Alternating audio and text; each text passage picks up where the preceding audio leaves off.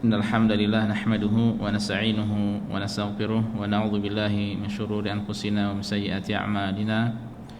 May yahdihillahu fala mudilla lahu wa may yudlil fala hadiya lahu wa asyhadu an la ilaha illallah wahdahu la syarika lahu wa asyhadu anna Muhammadan 'abduhu wa rasuluh. Ya ayyuhalladzina amanu taqullaha haqqa tuqatih wa la tamutunna illa wa antum muslimun. Amma ba'd. Fa inna asqal hadithi kitabullah wa khairal hadyi hadi Muhammadin sallallahu alaihi wasallam wa syarrul umuri muhdatsatuha wa kullu muhdatsatin bid'ah wa kullu bid'atin dhalalah wa kullu dhalalatin finnar. Allahumma anfa'na bima 'allamtana wa 'allimna ma yanfa'una wa zidna ilma. Allahumma arinal haqqa haqqan warzuqna ittiba'ah wa arinal batila batila warzuqna ijtinabah. Rabbi shrah li sadri wa yassir li amri wahlul 'uqdatam min lisani yafqahu qawli.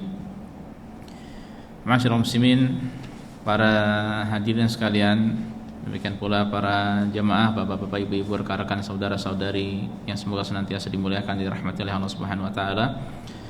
Alhamdulillah, segala puji bagi Allah, segala puji senantiasa kita panjatkan pada Allah. Shalawat dan salam senantiasa kita sanjungkan pada Nabi dan Rasul kita, Nabi Muhammad sallallahu alaihi wasallam. Alhamdulillah, pada hari ini kembali kita dipertemukan oleh Allah Subhanahu wa taala pada kajian menjelang berbuka, dan sebelumnya saya ucapkan jazakumullah khairan wa barakallahu fikum untuk para hadirin sekalian, baik yang hadir langsung di sini, demikian pula untuk jamaah atau teman-teman yang mengikuti dari rumah. Ya, semoga Allah Subhanahu wa taala menjadikan amal kita pada kesempatan kali ini sebagai pemberat timbangan kita pada hari kiamat kelak. Allahumma amin. Alhamdulillah, para jamaah sekalian, tak terasa kita sudah masuk hari ke-12, ya, 12 dari bulan Ramadan. Dan di hari ini, ya, pada pertemuan kali ini, berarti kita sudah melalui 10 tahap kedua dari bulan Ramadan, ya. Karena sebagian membagi 10 hari pertama, 10 hari kedua, 10 hari ketiga, ya. Dan yang paling pentingnya nanti insyaallah, ya, adalah 10 hari terakhir dari bulan Ramadan. Nah, berkaitan dengan hitungan 10 ini, kita insyaallah pernah atau bahkan sering mendengarkan sebuah hadis yang banyak dibawakan oleh para khatib. Bisa jadi terkadang kita dapatkan di pesan-pesan lewat sosial media. Hadisnya panjang, ya, tapi yang masyhurnya adalah potongan yang terakhir, ya, di akhir-akhirnya, yaitu wa huwa syahrun awwaluhu rahmah wa awsatuhu maghfirah wa akhiruhu itun minan nar.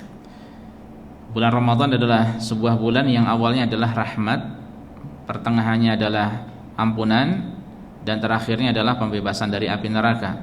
Ya, jadi 10 hari pertama adalah dari bulan ini adalah penuh dengan rahmat Allah, 10 hari kedua adalah penuh dengan ampunan, dan 10 hari terakhir adalah pembebas dari api neraka. Hadis ini, ya, hadis yang masyhur, padahal kalau kita dalami lebih lanjut, ya, maka hadis ini adalah hadis yang tidak sahih sebagaimana yang akan kita pelajari nanti. Dan ini adalah salah satu hadis, ya, di antara lebih dari 10 hadis yang tidak sahih, bahkan sebagiannya maudhu atau hadis palsu yang banyak dibawakan oleh para penceramah, para khatib, para dai di bulan Ramadan. Alhamdulillah, kalau ustadz-ustadz yang memahami tentang masalah ini, masalah hadis, ya, mereka akan jauh dari membawakan hadis-hadis tersebut kecuali untuk memberikan peringatan. Namun tidak sedikit, ya, dari para khatib yang mengambil ilmu Allah alam dari mana, ya, bisa jadi dari tulisan-tulisan yang tidak jelas sumbernya, kemudian disampaikan begitu saja tanpa dia teliti terlebih dahulu kesahihan dari isi apa yang akan disampaikan, ya, sehingga di antara yang disampaikan, ya, adalah kebenaran, namun yang sangat disayangkan di antaranya adalah kekeliruan, ya, di antaranya berkaitan dengan masalah hadis-hadis yang tidak sahih. Makanya pada kesempatan kali ini insyaallah para jamaah sekalian azanallahu wa iyyakum, ya, apabila memang memungkinkan kita bersama-sama akan menyampaikan, akan mempelajari secara singkat 10 buah hadis ya yang keseluruhannya tidak sampai derajat sahih ya. Yang kesemuanya adalah kesemuanya adalah hadis yang tertolak ya, bukan hujjah. Yang mana sebagainya juga masyhur di tengah-tengah kita orang Indonesia. Dan kita di sini mempelajari ini min babit tahdzir, sebagai bentuk peringatan ya. Kita tidak akan mempelajari mengusut sampai habis tentang perawi-perawi yang ada yang secara rinci, tidak ya, kecuali mungkin segelintir saja ya. Adapun merinci masalah itu ya, yang lebih memahami adalah mereka para ulama ya. Kemudian yang kedua, para ustadz-ustadz, para dai-dai yang keluar dari atau yang lulus dari fakultas hadis ya. Dan kita mulai langsung saja ya, dari hadis-hadis tersebut kita masuk kepada hadis yang pertama. Hadis yang pertama seputar doa memasuki bulan Rajab ya, ini yang masyhur, meskipun sudah lewat tapi kita perlu pelajari ya, tetap kita pelajari ya. Di mana di situ disampaikan kana idza dakhala Rajab qala Allahumma barik lana fi Rajabin wa Sya'ban wa balighna Ramadan. Apabila bulan Rajab tiba, ya Nabi sallallahu alaihi wasallam berdoa, ya Allah berikanlah keberkahan pada kami pada bulan Rajab dan Sya'ban, dan pertemukanlah kami dengan bulan Ramadan. Ya, ini masyhur hadis ini ya di tengah-tengah kita.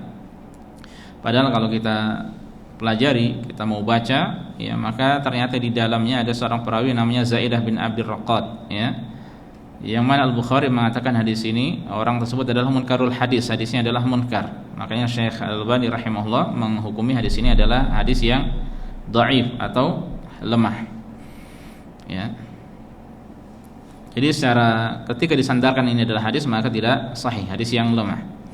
Namun sekiranya seseorang mau berdoa ya, sebelum bulan Ramadan, dia memohon pada Allah agar diberkahi, agar dipertemukan dengan bulan Ramadan ya, termasuk berdoa dengan lafaz ini, tidak mengapa ya. Syaratnya dia tidak menyandarkan hadis ini ya kepada sabda Rasulullah SAW. Dia tidak meyakini hadis tersebut dari Rasul ya, dia berdoa.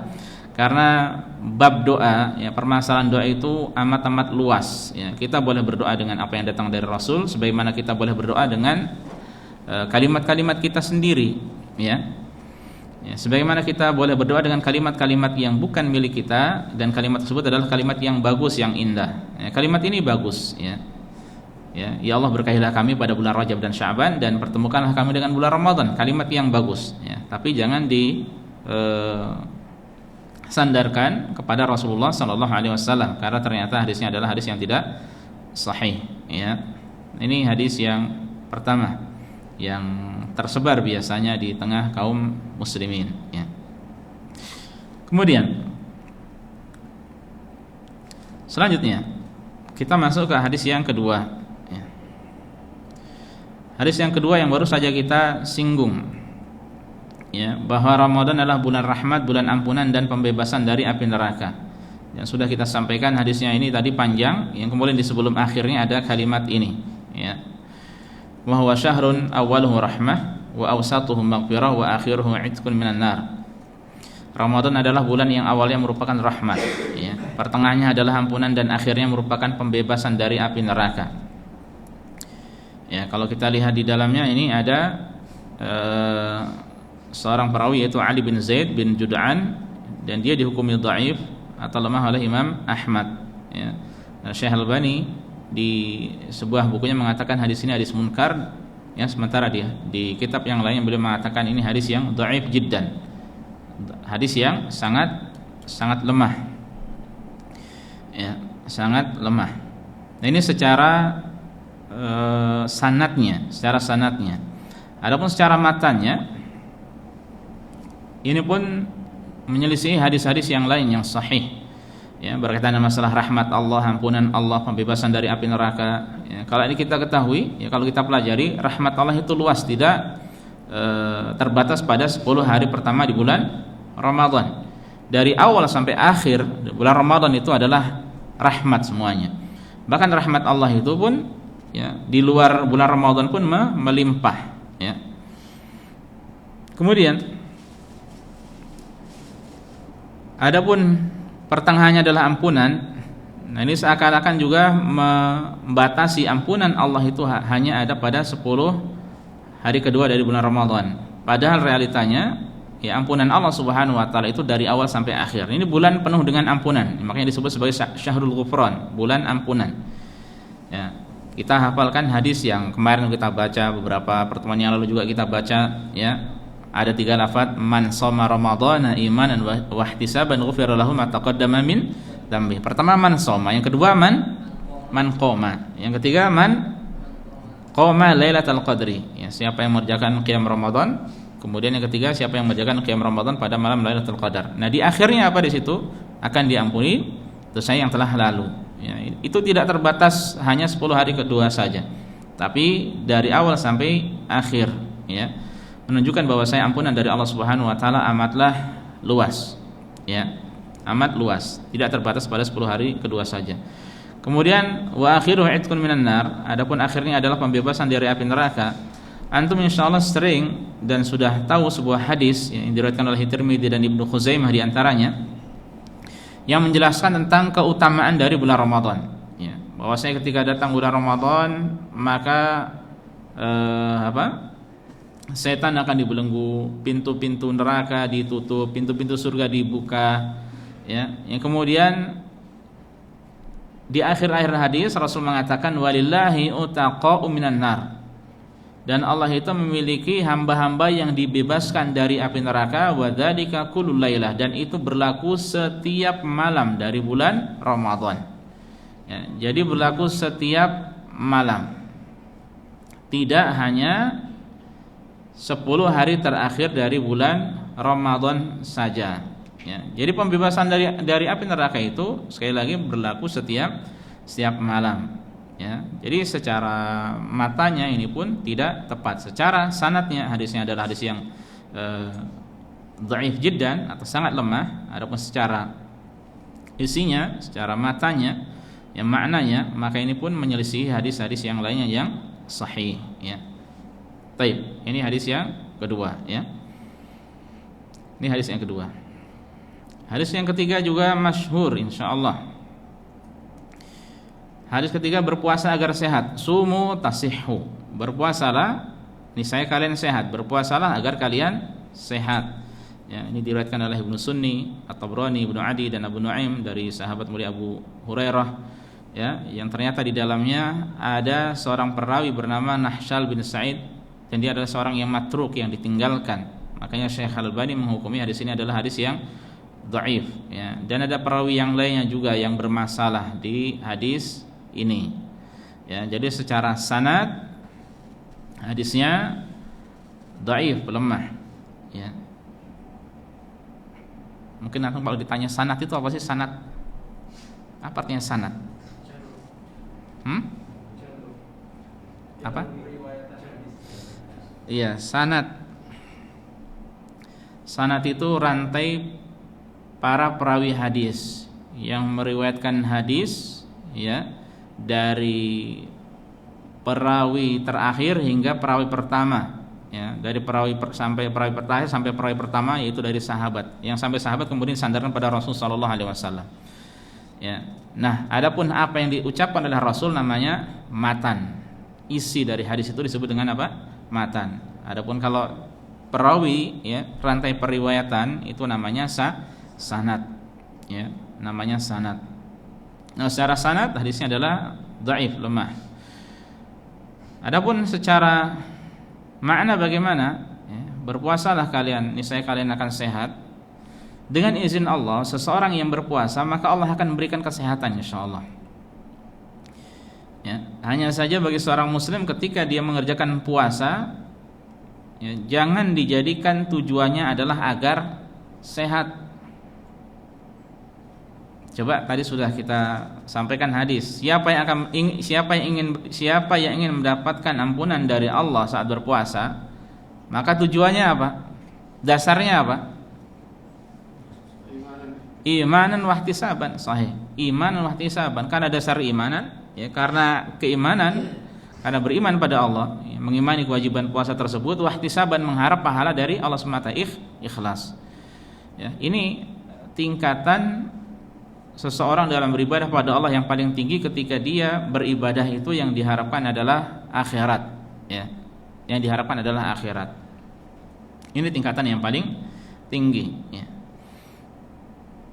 Sekiranya kemudian ada amalan-amalan yang memang ada keutamaannya, ya, contohnya silaturahim bisa memberkahi usia atau memanjangkan usia, kemudian bisa melapangkan harta, ya, kemudian dikerjakan selain dia ikhlas lillahi ta'ala ingin mengharapkan hal tersebut, maka boleh karena ada keutamaan yang disampaikan oleh Rasulullah SAW. Kalau tidak ada keutamaannya, ini tidak diperbolehkan, ya.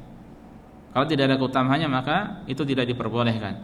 Makanya termasuk kekeliruan ketika sebagian orang yang mengerjakan solat tertentu kemudian niatnya agar rezeki lancar, ya, agar rezeki lancar. Pokoknya ikhwas sekalian, dalam beribadah termasuk puasa, ya, antum tujukan semuanya lillahi ta'ala. Adapun urusan dunia Allah akan beri. Orang yang meluangkan waktunya untuk akhirat itu tidak mungkin Allah sia-siakan, ya. Pasti Allah jamin dengan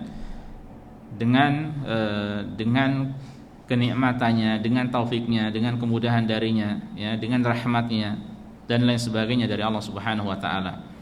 Ya, makanya dalam berpuasa kita berusaha untuk iman dan wahtisaban tadi supaya Allah mengampuni dosa-dosa kita yang telah lalu, ya. Baik, hadis yang ketiga ini, ya. Hadis yang selanjutnya adalah hadis yang keempat, tidurnya orang puasa ibadah, ya. Apakah demikian? Ada berapa hadis, ya. Yang pertama adalah as-shaimu fi ibadatin wa in kana raqidan ala firasyih. Orang yang berpuasa dalam keadaan beribadah meskipun ia tidur di atas kasurnya. Ini ada perawi yang majhul tidak diketahui, kemudian ada juga perawi yang mungkar, ya. Yang semakna dengannya as-shaimu fi ibadatin wa in kana naiman. Yang atas tadi raqidan, ini naiman. Raqid sama naim itu sama saja, ya. Wa in kana naiman ala firasyih, artinya sama. Orang yang berpuasa dalam keadaan beribadah meskipun ia tidur di atas kasurnya. Ya, hadis ini dibuat oleh seorang pemalas hadis yang bernama Muhammad bin Sahal. Ya, nah kalau Syalbani mengatakan ini dhaif. Ya. Kemudian ada hadis yang semakna juga. Naumus shaimi ibadatun wa shamtuhu tasbihun wa amaluhu mudha'afun wa du'a'uhu mustajabun wa dzambuhu maghfurun. Tidurnya orang yang berpuasa adalah ibadah, diamnya adalah tasbih, amalannya dilipat gandakan, doanya dikabulkan, dosanya diampuni. Enak, ya? Lengkap, paket lengkap ini. Ya, Baihaqi mengatakan ini riwayat dari Ma'ruf bin Hasan, salah satu perawinya dhaif, ya. Kemudian ada namanya Sulaiman bin Umar An-Nakhai, juga ini lebih dhaif. Bahkan Ali Raqi mengatakan Sulaiman An-Nakhai ini ahadul kadzdzabin, salah satu seorang pendusta. Ya, Syekh Al-Albani mengatakan hadis ini dhaif, ya, hadisnya lemah. Hadisnya lemah. Ada juga hadis yang lainnya yang mirip dengan ini, ya, yang kurang lebih sama. Secara asal ikhwas sekalian, orang yang berpuasa tidur, sudah kita sampaikan beberapa kali, ya, tidur dari awal sampai akhir dia tidak berdosa, ya. Dia tidak berdosa dan puasanya apa? Sah. Puasanya sah. Ya, puasanya sah. Namun yang dipermasalahkan ketika dia tidurnya itu dianggap sebagai ibadah, ya. Dia benar memang orang yang berpuasa ketika tidur dia dalam keadaan beribadah. Benar tidak? Benar. Apa ibadah yang dilakukannya? Ya puasa itu. Dia mau berjalan, mau duduk, mau tiduran, mau tidur beneran, mau keluar rumah, mau kemana, tetap dia dalam keadaan beribadah. Karena ibadah puasa itu dari terbit fajar yang kedua sampai tenggelam matahari, ya. Tapi yang bermasalah ketika tidurnya dianggap sebagai ibadah, ya. Tidurnya dianggap sebagai ibadah. Ini di satu sisi juga mengajari kita untuk bermalas-malasan. Ya, sudah kita tidur sajalah, tidak usah beribadah. Padahal kapan hari saya sempat share, ya, tadi malam atau kapan, tentang ucapan Ibnu Qayyim rahimahullah, ya, di mana beliau mengatakan, ya, Ibnu Qayyim mengatakan afdhalus suwam aktsaruhum dzikran lillahi azza wa jalla fi shaumihim. Orang yang berpuasa yang paling utama, yang paling baik adalah yang paling banyak berzikirnya pada Allah Subhanahu wa taala pada saat berpuasa, ya. Hari ini ya. Nah, ini jadi itu orang yang paling baik, yang paling utama. Dan tidak berlaku untuk yang puasa saja. Orang yang salat juga yang paling banyak berzikirnya, yang paling banyak ingatnya pada Allah Subhanahu wa taala. Ya, jadi orang yang berpuasa itu tidak sekadar dia diam saja, tidur saja, tapi dia manfaatkan untuk kebaikan-kebaikan. Makanya di antara adab, ya, bagi orang yang berpuasa adalah, ya, seperti dia tilawah Al-Qur'an, dia bersedekah, dia berzikir, ya, dia mengaji, ya, dan lain sebagainya, melakukan amalan-amalan yang baik. Ya, ini adabnya. Nah, adapun ketika setiap hari di bulan Ramadan diisi dengan tidur sementara dia sebenarnya tidak butuh tidur, maka ini termasuk kekeliruan, meskipun tidak sampai derajat haram, ya, tidak sampai derajat haram, ya. Nah, ini penting disampaikan. Dan di satu sisi juga tidak ada petunjuk dari Rasulullah SAW atau para sahabatnya ketika di bulan Ramadan mereka menghabiskan waktu untuk tiduran, ya.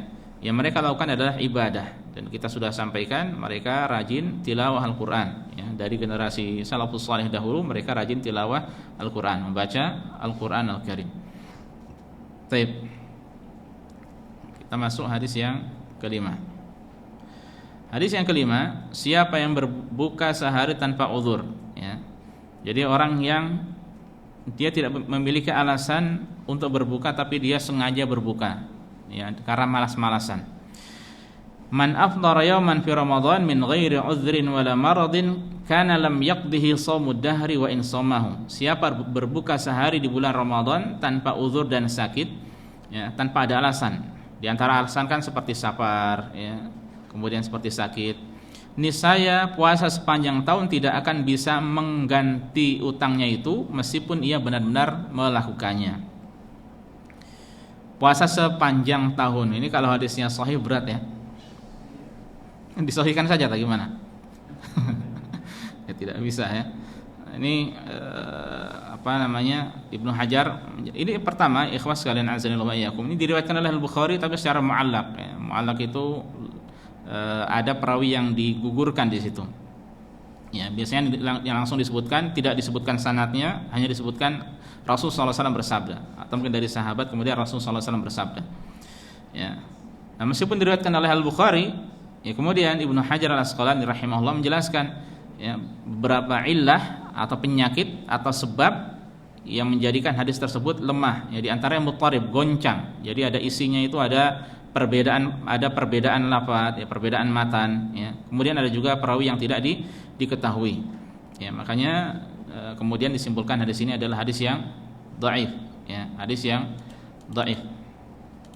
Tapi tetap bukan, meskipun hadis ini dhaif, bukan berarti seorang ketika dia berbuka di bulan Ramadan tanpa uzur dibolehkan. Tetap saja tidak diperbolehkan.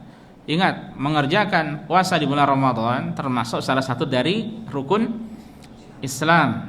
Ya, ini yang pertama. Berarti orang yang meninggalkan puasa di bulan Ramadan hukumnya apa? Tergantung, perlu dirinci, ya. Kalau dia mengingkari kewajiban puasa, kufur dia. Na'udzubillah. Dia ingkar, puasa tidak wajib, meskipun dia melakukannya. Puasa tidak wajib, salat tidak wajib, meskipun dia mengerjakannya.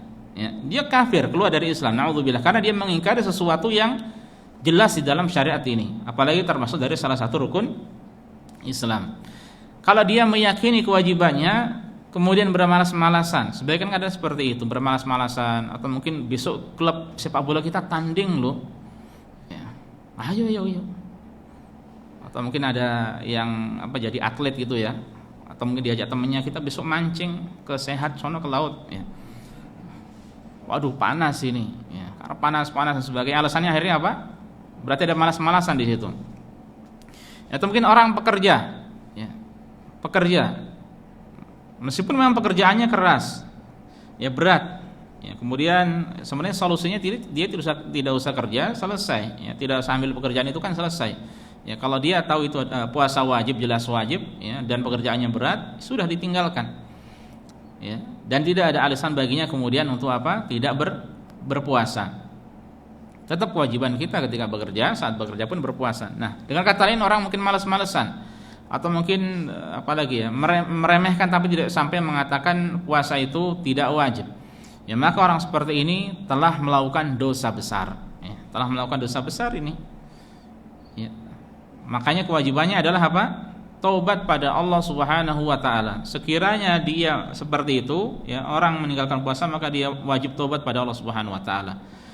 Ya, termasuk sebagian orang mungkin dahulu ketika dia sudah balik, ya, ketika sekolah atau ketika belajar di kuliah di kampus memiliki teman-teman yang tidak baik, ya dia wajib bertaubat, taubat nasuha dari perbuatannya itu.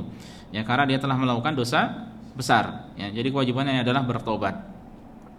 Kemudian jumhur ulama atau mayoritas ulama berpendapat dia wajib mengqadha. Selain dia tobat, wajib mengqadha. Kalau seandainya 1 bulan, ya sudah 1 bulan selesai. Tinggal dikalikan berapa bulan dia tinggalkan, berapa tahun. Wajib mengqadha. Berat tidak? Berat, ya, sungguh berat. Ya, makanya hati-hati orang terhadap syariat ini, hati-hati jangan sampai dia bermalas-malasan, tidak belajar sehingga dia tidak paham, ya, kewajiban dalam syariat ini, ya. Karena itu bisa memberatkan dirinya. Kemudian sebagian ulama ada yang menambahkan selain dia membayar qadha tersebut, wajib membayar fidyah juga. Ya, wajib membayar fidyah untuk setiap harinya. Ya, sebanyak setengah dari zakat fitri, berarti kurang lebih 1/4 atau 1,5 kilogram beras, ya. Tinggal dikali 30 setiap bulannya, ya. Demikian pula dikali berapa tahun dia meninggalkan. Nah, ini berat. Ya. Dan sebagian ulama yang lainnya, ini adalah mazhab Zahiri, ya, kemudian pilihan dari Syekhul Islam Ibnu Taimiyah, kemudian Syekh Utsaimin rahimahullah mengatakan, berpendapat bahwasanya dia cukup taubat dengan taubat nasuha dan tidak ada qadha baginya.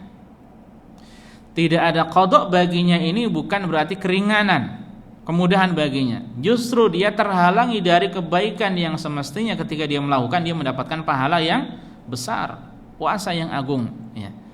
Karena dia mengakhirkan suatu kewajiban, ya, di waktunya hingga keluar waktu yang semestinya dia mengerjakannya, ya. Ini pendapat seperti Ibnu Taimiyah, kemudian mazhab Zahiri tidak ada kewajiban. Termasuk seperti orang yang mengakhirkan waktu sholat sampai keluar waktu sholat. Sah tidak orang mengerjakan sholat di luar waktu sholat? Tidak sah. Sebagaimana seorang sholat sebelum masuk waktu sholat tidak sah, maka dia ketika sholat di luar setelah keluar waktu sholat, maka sholatnya pun tidak sah. Itu kalau dengan sengaja. Ya, yang kemudian mereka mengatakan bagaimana selain tobatnya meskipun dia tidak ada qadha, dan sekali lagi tidak ada kewajiban qadha ini bukan keringanan baginya, tapi justru dia terhalangi dari banyak kebaikan. Ya. Nah, solusinya bagaimana? Kewajibannya selanjutnya adalah hendaknya dia memperbanyak puasa sunnah. Kalau salat berarti salat sunnah. Karena puasa sunnah, salat sunnah atau secara umum ibadah sunnah itu dapat melengkapi ibadah-ibadah yang wajib, ya.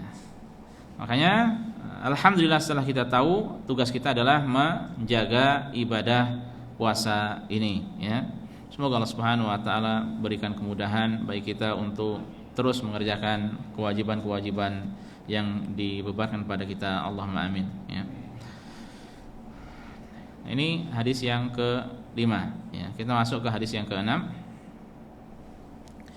Ramadan sepanjang tahun, ya. Ada sebuah hadis, ya, lau ya'lamul 'abdu ma fi Ramadan la tamannat ummati an yakuna Ramadan as-sanah kullaha. Sekiranya seorang hamba mengetahui keutamaan yang ada dalam bulan Ramadan, niscaya umatku, ya, berharap sepanjang tahun Ramadan seluruhnya, ya. Seandainya mereka tahu keutamaan dari bulan Ramadan, niscaya mereka berharap 12 bulan itu Ramadan semuanya. Ramadan 1, Ramadan 2, Ramadan 3 sampai Ramadan 12. Tidak ada Muharram, tidak ada ini. Maksudnya semuanya adalah bulan puasa. Semuanya adalah bulan yang penuh dengan keutamaan. Antum siap? Antum termasuk yang berharap gak ini? Ya. 1 bulan saja sudah kerepotan ya. Hah? Oh, THR-nya 12 bulan juga, pinter antum. Dapat THR juga. Dunia ini pikirannya. Ya. Jadi bukan hanya Ramadan saja, THR-nya juga gitu ya. Wah, pinter. Kerjanya juga dari 8 jam jadi 6 jam semua gitu ya. Mau nikah kapan nikahnya nanti? Nikah di bulan Ramadan ngeri loh. 2 bulan berturut-turut. Tayyib. Nah, ini hadisnya termasuk hadis yang tidak sahih. Ada seorang perawi yang bernama Jabir bin Ayyub al-Bajali yang terkenal dengan kelemahannya ya, suka memalsukan hadis yang mungkar dan dia matruk ya, ditinggalkan. Nah, ini penjelasan Al-Bukhari, Abu Nuaim dan An-Nasa'i, makanya hadis ini termasuk disebut sebagai hadis yang palsu ya. Ini hadis palsu. Ya, secara sanad kita tahu jelas ya. Dan secara makna juga ini ketika benar-benar diterapkan ya berat ya. Siapa yang dari kita puasa seumur hidupnya?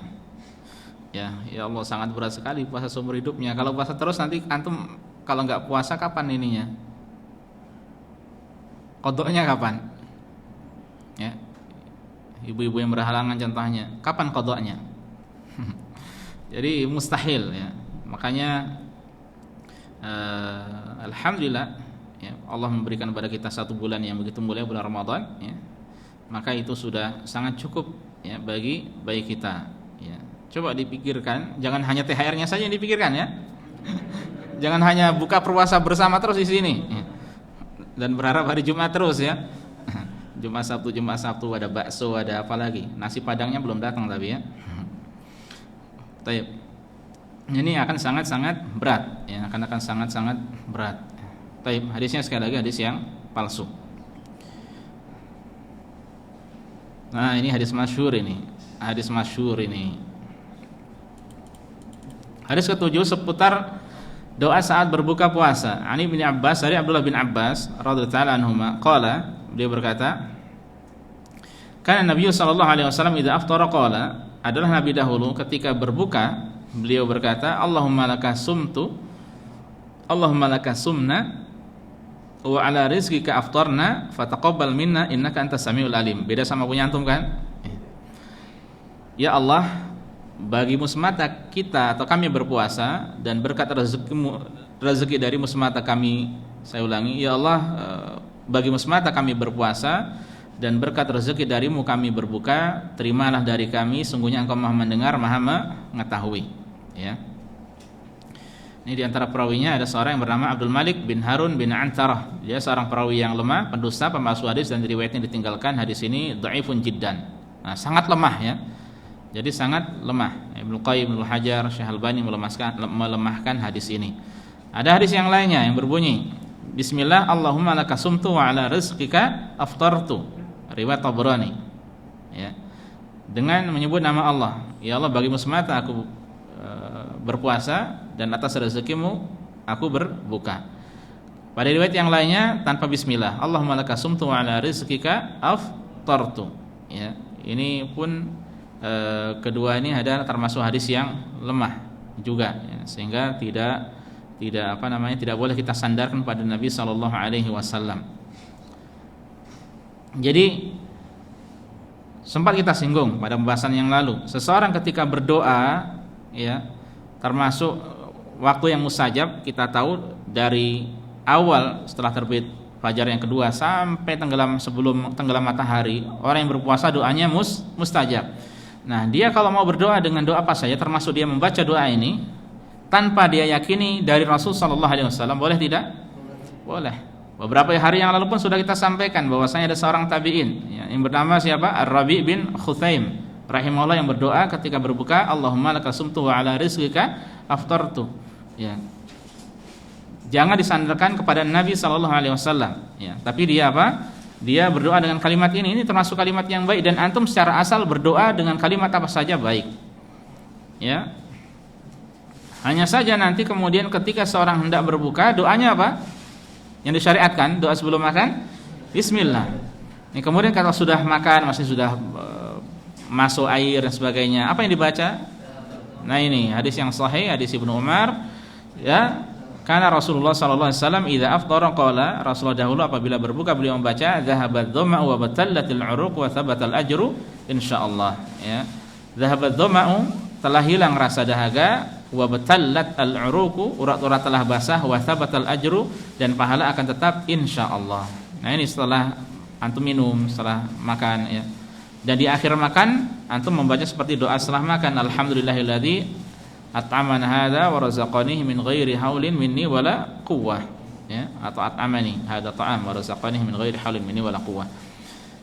Nah, ini hadis ini adalah hadis yang hasan, ya, hadis yang hasan. Baik. Kita masuk hadis ke-8. Hadis ke-8, tiba Ramadan tapi utang puasa belum dibayar. Man adraka Ramadan wa alaihi Ramadan syai'un lam yaqdihi fa innahu la yuqbal minhu hatta yasumahu. Siapa yang bertemu bulan Ramadan sementara ia masih memiliki tanggungan puasa bulan lalu, tanggungan puasa Ramadan lalu yang belum ia ganti atau belum ia bayar, maka ibadah puasanya tidak akan diterima hingga ia mengqadha'nya. Nah, ini ngeri nih bagi orang yang suka mempermainkan utang puasa. Utang puasa dengan Allah dipermainkan, apalagi dengan sesama manusia, ya. Utang duitnya nggak dibayar-bayar, ya. Padahal berurusan dengan Allah lebih mudah daripada berurusan dengan manusia. Manusia itu terkadang sulit memberi maaf, ya. Allah kita istighfar, taubat, nasuha, Allah memaafkan, ya. Tapi kalau dosa kita berkaitan dengan masalah hak orang lain, kita harus menghalalkan, menyelesaikan, ya.